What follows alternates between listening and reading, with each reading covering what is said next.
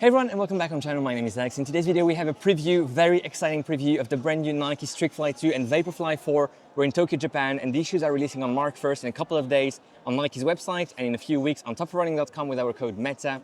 I'm going to put these shoes on, do a few strides and give you some very first initial impressions, which obviously will need to be confirmed in a first impression review and then in a full review later on. Let's go. First things first, the fit of the shoe. It's definitely a true to size fit. This is my US 11 and I do have half a thumb width at the front of my big toe, which is okay. Maybe you would want to have a bit more, so it's not super long. The width is on the narrow side of things, especially in the midfoot, I would say. And then I did a few strides and my very first initial reaction was that the heel was better, improved compared to the previous version, but still I had a bit of movement in the heel. So let's see if that changes when I do my first run in the shoe. Overall, I would say it's a good fit. It's a very comfortable fit. It feels better than the previous Vaporfly, which is a good thing because the previous Vaporfly did not have a good upper and a good fit. Yeah, interestingly, it feels lower to the ground. I think it's 35 millimeters in the heel, 29 in the forefoot, 6 millimeters drop.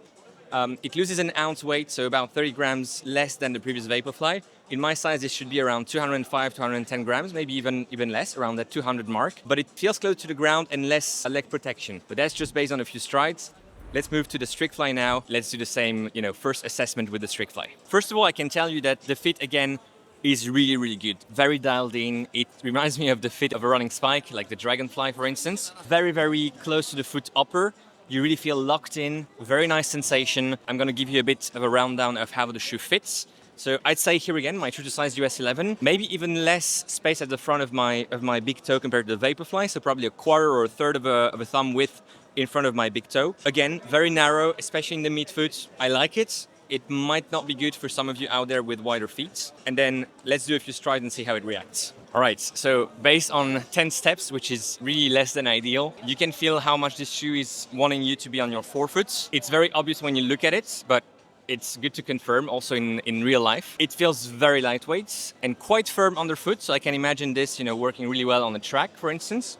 But then on the road, I don't know. Let's see, let's confirm later on when we do a first run with this shoe in a few days, in a few weeks. This was a first very initial impression, fit test type of thing with the Streakfly, the Vaporfly. Let me know in the comments if you have some questions. I'm not sure I have the answers right now. Maybe it's just some technical questions about the specs, which I could potentially answer. Please stay tuned, subscribe to the channel, turn on that notification bell, and yeah, we'll see you for that first review very soon. Thanks for watching.